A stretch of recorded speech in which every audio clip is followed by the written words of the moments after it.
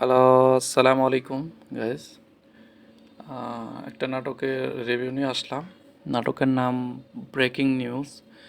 তো এটা ডিরেকশন করেছেন ইমরুজ শাওন, আর এতে অভিনয় করেছেন তৌসিফ মাহমুদ আর তটিনী। গল্পটি লিখেছেন ইশরাক আহমেদ। তো সবাই বলতেছে নাটকটি কপির কপি আগে আগে এরকম নাটক বের হয়েছে। তবে আমার মতে সব নাটক মিলে যায় এমন না, তবে হালকা কিছু সিন মিল আছে। তো নাটকের মূল কাহিনী হচ্ছে একজন নিউজ প্রেজেন্টার যে এক গুন্ডা প্রকৃতির ছেলে সম্পর্ক নিয়ে গল্পটা ভালোই ছিল, এনজয় করার মতো। নাটকের চিত্রনাট্য টেকনিক্যাল দিকও ভালো ছিল। তৌসিফ ও তটিনী ভালো অভিনয় করেছে। তাদের এমন চরিত্রে দারুণ মানিয়েছে। নাটকের কিছু মজার মজার নাটকও ছিল।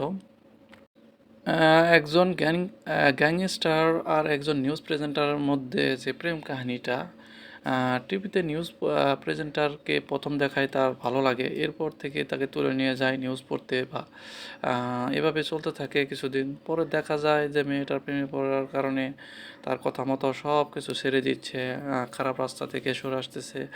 গ্যাংস্টার চাইলে কি পারবে এইসব রাস্তা থেকে? তবে গল্পটা ভালোই ছিল, তবে সব মিলিয়ে দারুণ। একজন সংবাদ পাঠিকার প্রেমে মুগ্ধ হয়ে এলাকার দাপট মাস্তান বলা চলে। এই নাটকটিতে এটাই দেখানো হয়েছে যে আবেগ ছিল, প্রেম ছিল, দুইজনে পুরো মেরুর যখন সে সংবাদ পাঠ করতে যায়, তখনই ছেলেটার মৃত্যুর খবর সে নিজেই পড়ে। তখন সে বুঝতে পারে তার প্রেমিকা মারা গেছে। এভাবে নাটকটি শেষ হয়। ধন্যবাদ সবাইকে।